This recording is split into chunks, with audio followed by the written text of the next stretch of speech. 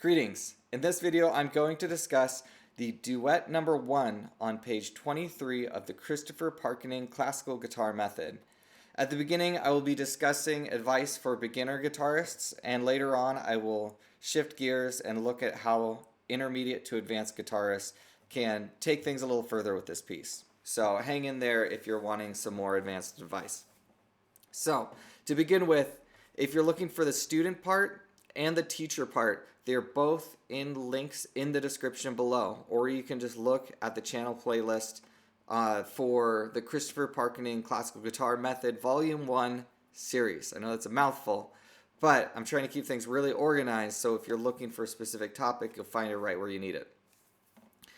Duets are incredibly valuable, and if you are just beginning to learn to read music, I strongly encourage you to fight to play along with these duets. It will be incredibly valuable in teaching you strong rhythm. That is one of the hardest things to teach new students, but if you're persistent in playing duets, then you will get better at feeling those pulses and understanding the rhythm and understanding how rhythms interact and how they fit against each other.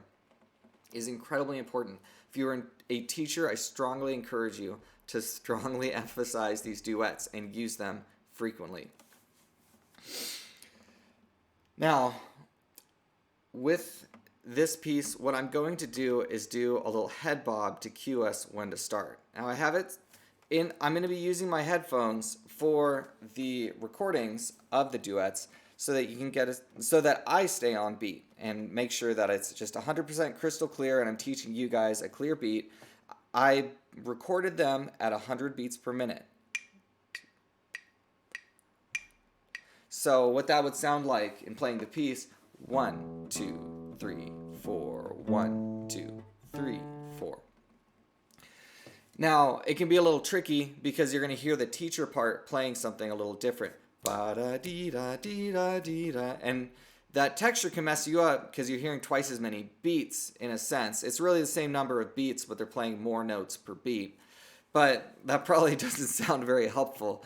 The fact is, you're going to have to learn to be able to just go bum, bum, bum, bum, and just play at a different pace where you should match every other beat.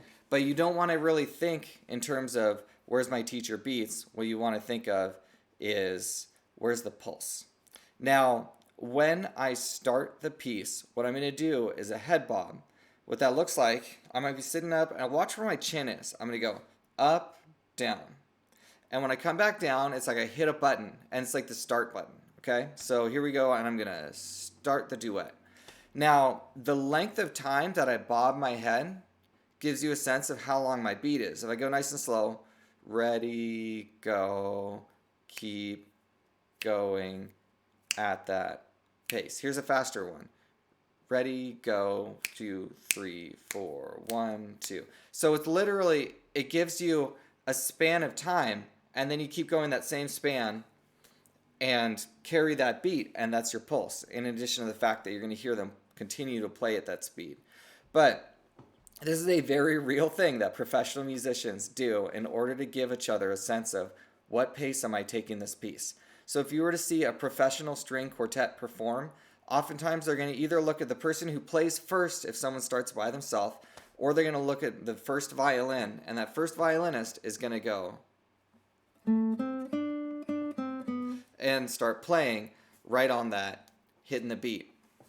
There's some other tricky things like how do you cue an offbeat start and things like that, but that's more advanced. We'll get into that later. So watch out for that head bob. I'm going to be deliberately doing that in all my videos. I try not to sniff. A lot of musicians do that when they do the head bob. They go.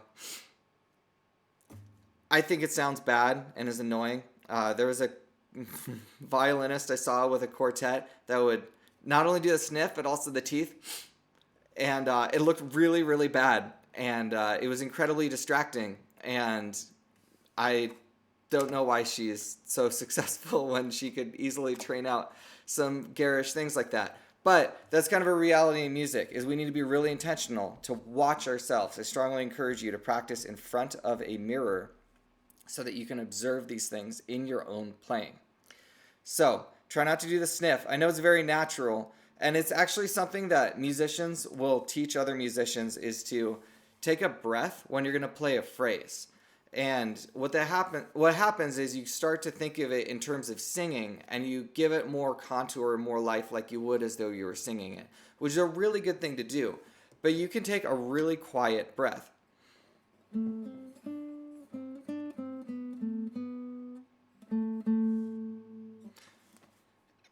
I didn't have to,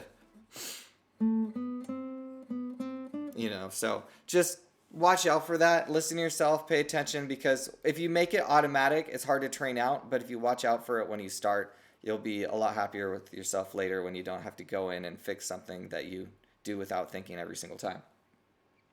All right, so that's enough for covering the beginner aspects of this piece. For those of you who are more intermediate and advanced, I would encourage you to, first of all, really focus on that articulation. So on the last video, we looked at these scales where I can really control the sound of my strings and mute the ones that I'm not playing. Let me play you a C major scale, and I'm going to let extra notes ring out as I come back down. And now I've got that kind of ringing out. It doesn't have as strong a sense of direction. That's called campanella, when you deliberately leave strings ringing out. Campanella means like little bells. And there's some really neat pieces of music that really deliberately create some really charming sounds by doing that. But if we want a strong forward sense of direction, we'd go one note at a time.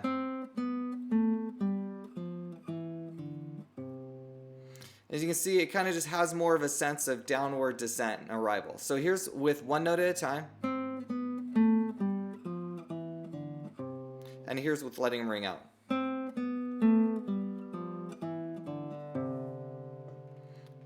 And if your speakers are up enough and the sound quality I'm recording is high enough, then you could probably hear the difference. So I would encourage you to really try to get that crisp sound where we just get the bass note that we want to ring out when we want it ringing out. So, for example, at this beginning, I would 1, 2, 3, 4, and I wedge here to get that A just by itself. Or you could go 1, 2, 3, 4, A, and then come up and mute. But I would strongly encourage learning both of those. And there's situations where you have to do that. So I would just encourage you to practice the wedge and get used to it, because not as many people learn that early on. But it's really, really useful and should be just brainlessly easy and automatic.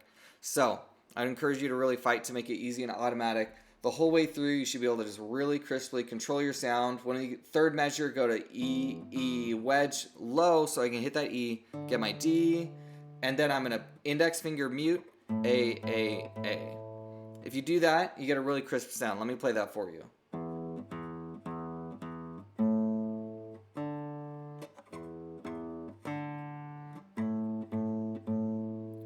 In the middle there, I hit that, I think it was a D with my index finger nail, and I got more of that scratch. And if you can hit with flesh, you get a nice clean cutoff. If you hit with your nail, you get that kind of nasty sound. It's pretty subtle in a live situation, but if you're recording, then that stuff stands out a lot more. So that's something just to watch out for. And if you're planning to record music, then I would watch out for that stuff. It's very, very hard to play a long piece of music without a couple of little buzzes here and there, and it just takes a lot of really careful, focused practice. And I'm not 100% the way there, hence me doing it just now in this example, but something to watch out for. The other thing I would encourage you to try doing is thinking of it in 2 instead of in 4. So I talked about that in our rhythm video, and I'm going to give you an example of what that looks like. Normally we think 1, 2, 3, 4, 1, 2, 3, 4. Instead to think 1, holy cow, 1, 2, 1, 2. And you can see the way this piece is written, it's got these gestures that are 1, 2, 1, 2. So it can be really split into these little half measures really nicely. And if we can think of it in 2, we can kind of flow a little faster and bump, bump, bump, bump, bum, bum, bump, bump, bum, bump, bump, bum, something like that.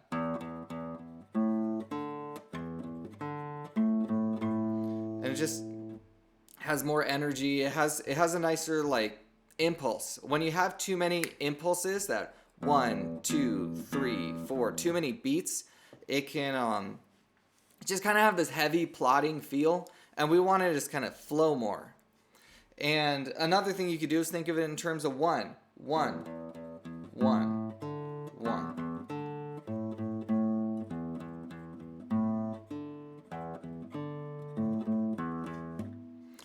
So you're supposed to let it hit, right? There's a fermata. Sorry.